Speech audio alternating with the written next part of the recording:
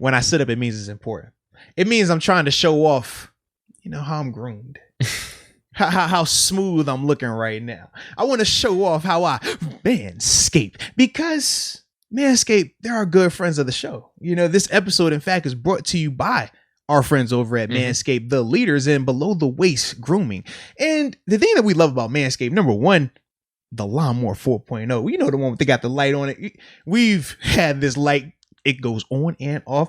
Some of us even like to shave with it on and off. Like we flicker like we're in the nightclubs. Yeah, like it's a rave or something. Yeah, man. It just it heightens the experience. All right, but always safety first. But we just wanted to shout them out, and it wouldn't be a shout out if we didn't have a promo code. So, ladies and gentlemen, if you use the promo code MOATS, you'll receive up to 20% off along with free shipping. Who doesn't love 20% off? I don't know. I mean, we're always looking for 20% off. And that's what I do whenever I walk into stores. I just say, hey, can I get 20% off? Seriously, like if I'm going, so I'm just going to Google like who has a coupon, 20% off on something. Boom. Use the promo code MOATS. You get the 20% and free shipping. Like, I hate paying for shipping and handling. We ain't got to worry about that now.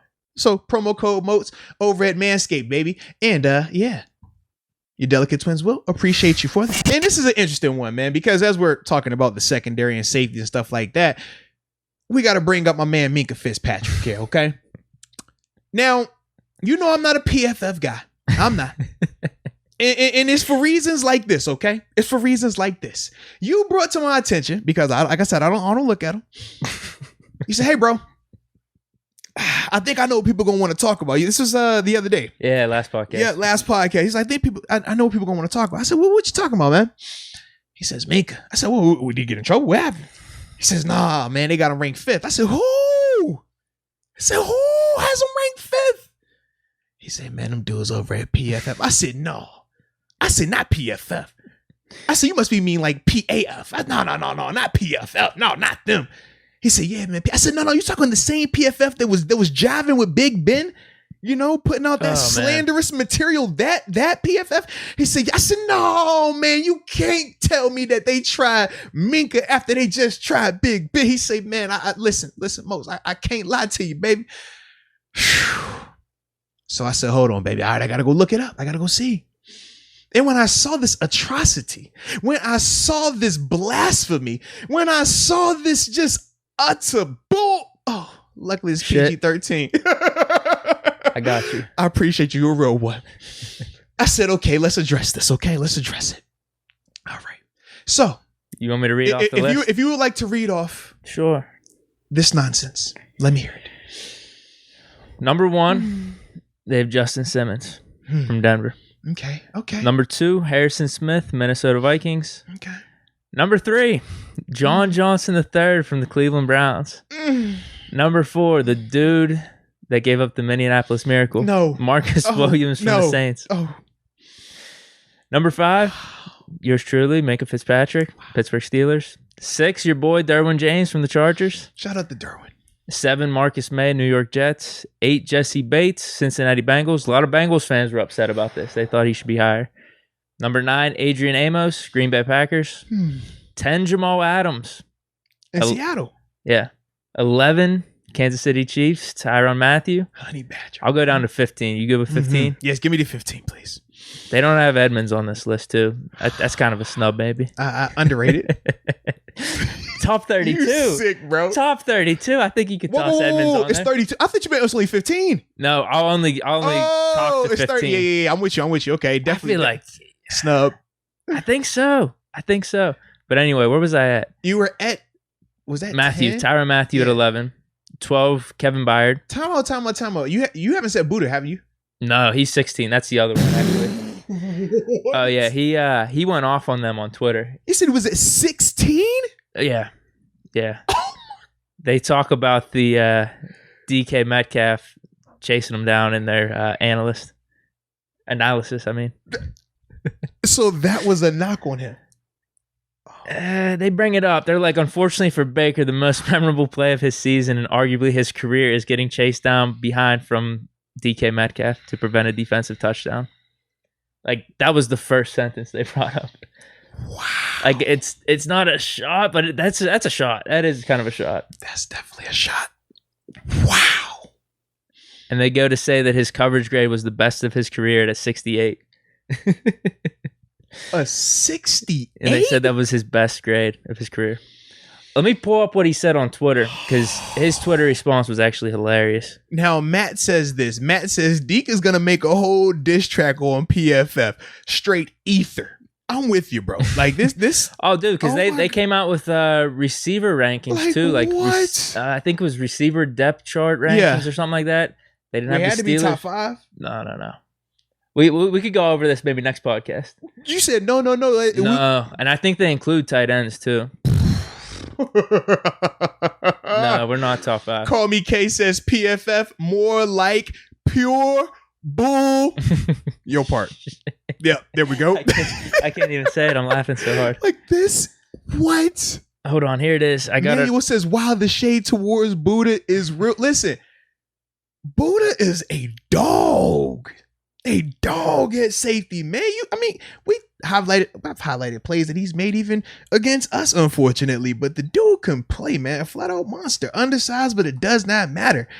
This is nuts, though. This has to stop. I'm trying to pull up his Twitter. Crazy Dean says PFF probably has Tebow as a top 10 tight end. You're probably right. You're probably right. This is nuts, man.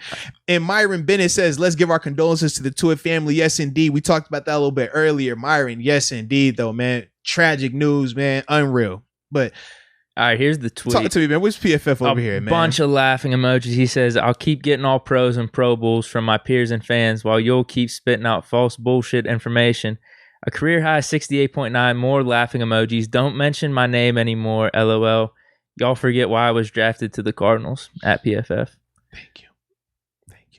So that's what he had to say. I just can't believe 16. This, bro. This is terrible. Like, how do you have that, man? You can't, Nate. I don't want to hit. Another comment, he says, I don't even want PFF mentioning my name anymore, honestly. Site been a hater since college. Bro, they have Jesse Bates.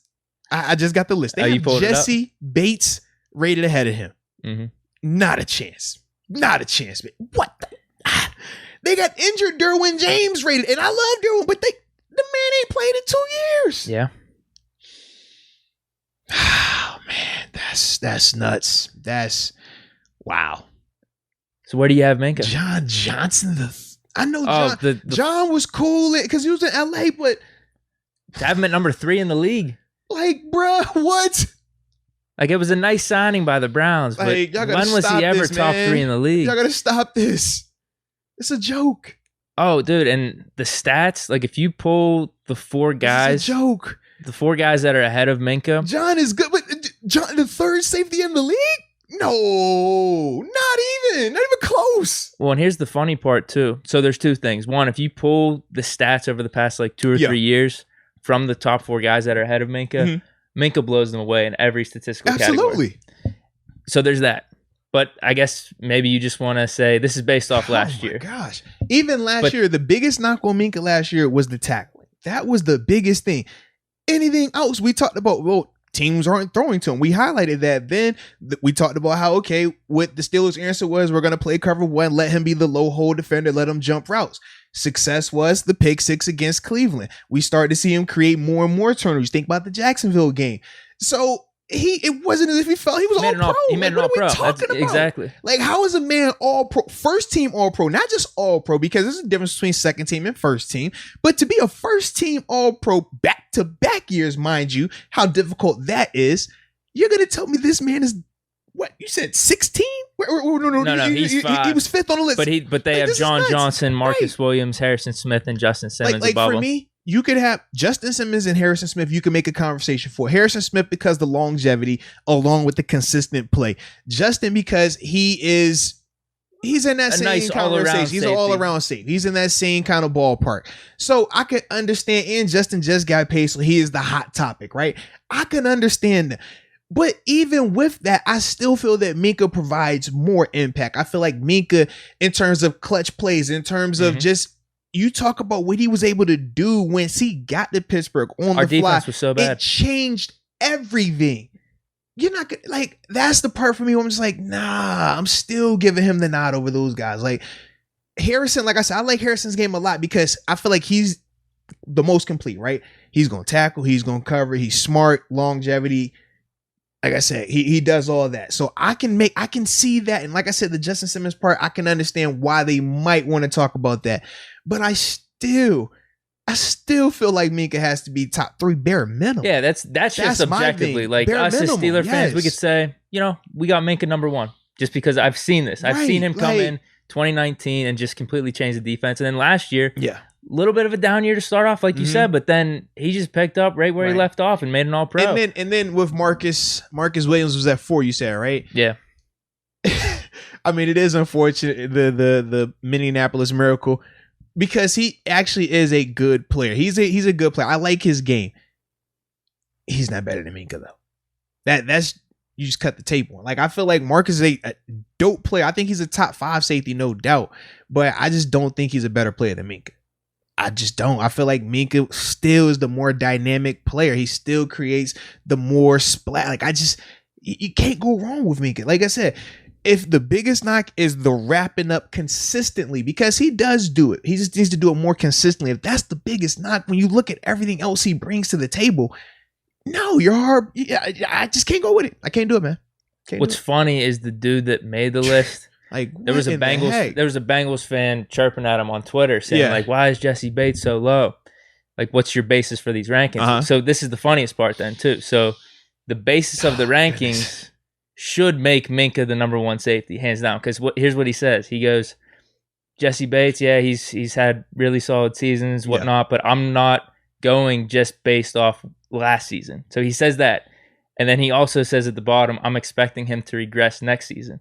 So if you're not going just off last season and you're going off body of work, Minkah's body of work, it's not even close. Over like the past 2 or 3 seasons, he should be number 1. Yeah. But then, all right, maybe you say, I'm expecting Minkah to regress. That would just be crazy then. Yeah. Because he's hitting the prime of his career. Right. They're all still young dudes, still on rookie contract. That's what I mean. So like the reasoning, if anything, you should expect him to keep getting better. Like that's what I mean. Yeah. So there's objectively, like, he should be top 3. Now, if you're a Broncos fan, you lean that way. It's still Minkah's first full offseason. This is going to be his first full offseason with the Steelers. Not that virtual offseason from last year. And then obviously the year before that, he was in Miami. This is going to be his first full offseason. And you think he's going to regress?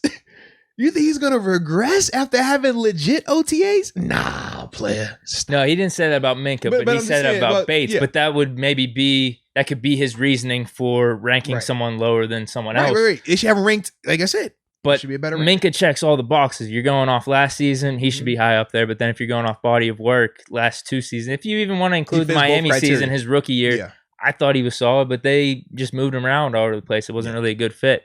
So checks those 2 boxes. And then in terms of going forward next season, he's not regressing. He's only going to get better. Not at all. So he should be high up there. It was just... Oh, my goodness. 3 is not disrespectful. Top 3 wouldn't have been disrespectful. Top 3 bare minimum. Because, like I said, you can make a legit case for Harrison Smith. You can make a legit case for Justin Simmons. I just feel like, and even Buddha. I feel like Buddha has to be in that. Buddha's definitely in that conversation based on what he's been able to do. Absolutely, he's in that range. That's just, it's crazy hearing their perspective and what they write. Where did they write about Jamal Adams? Because you said he's not even top 10 up there, right? Well, I was going to say, I think Jamal Adams and Tyrann Mathieu are low too. They have them at 10 and 11. Like, that's my thing. I'm like, they should be in that 6-7 a honey range. badger for a fact. I mean, you think about the splash plays that he just had last year in the playoffs. I mean, every year he does certain things, man. Every year, wherever he's playing, whether it's in Arizona, whether it's in Houston, whether it's in Kansas City, he always creates splash. He always finds the ball. He's one of those guys where it doesn't matter where you play him, he's going to make plays. For him not to be in the top 6, 7, like, that's crazy to me as well. Yeah. Did you want to hear what they said about Adams? Yeah, talk to me. What did they say about Jamal? Adams is a better player than he showed last season in Seattle, albeit likely not one good enough to justify the 2 first-round picks in the trade that took him there. What was concerning about last season was how badly he was exposed in coverage within the Seahawks defense. Adams was often deployed in favorable coverage matchups with the Jets, but he was on the receiving end of that too often in 2020. He finished the year with 34 total pressures, 15 more than any other safety. I don't like them at all, bro. I don't.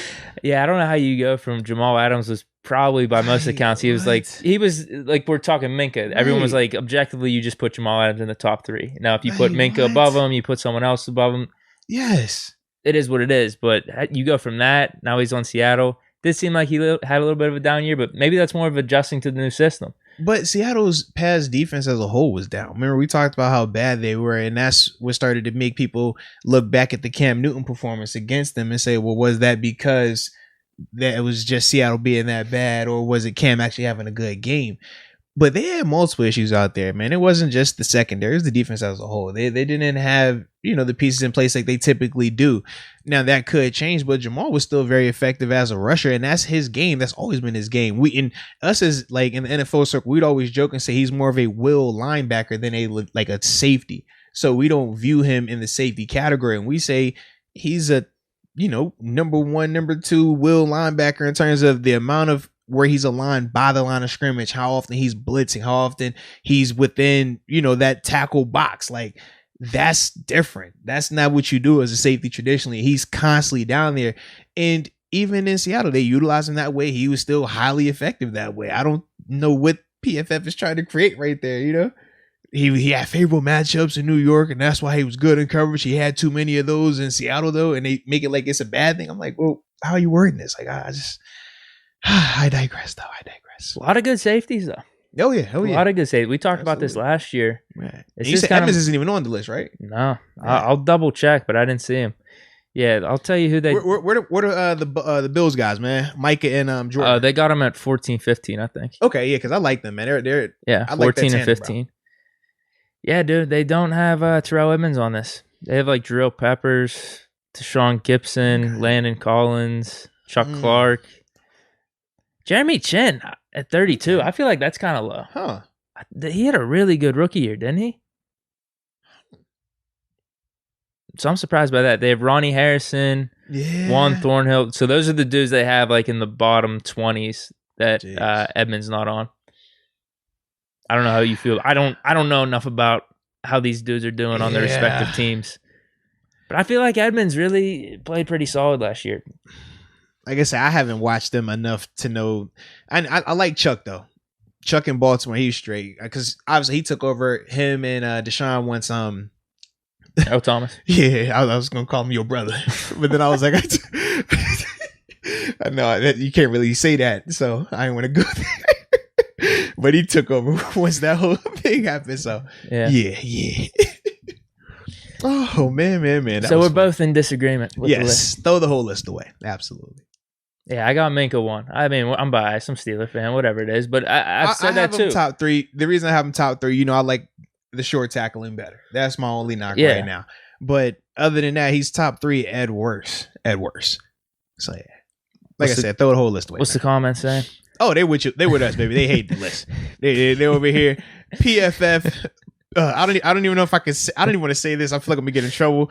But Douglas, shout out to you for your comment. I love it. All right. I ain't know if I can say that. I don't want to get in trouble. All right. Let's see. Yeah, a lot of people not really rocking with PFF. Yeah, Ben says PFF needs to put some respect on our boy Minkah. Absolutely. Oh, where's the other one? It was another PFF comment here. I just scrolled by. Crazy Dean, PFF, pure football fools. Yep. Absolutely. Myron says PFF dudes never played a down of organized football. And then Douglas. Man, I feel like they were taking a shot at me, man. Oh, what? No, man. You played a down of organized football. I seen you out there deacon dots. I don't care what nobody say about you, man. You got the juice. Douglas says PFF stands for we only play fantasy football. You might be right about that. Because I do see a correlation with some of their rankings. I'm like, this dude, man, I hear Deke say this guy's really good in fantasy, and I see him high on PFF. And I'm like, in real life, this dude average at best. But all right.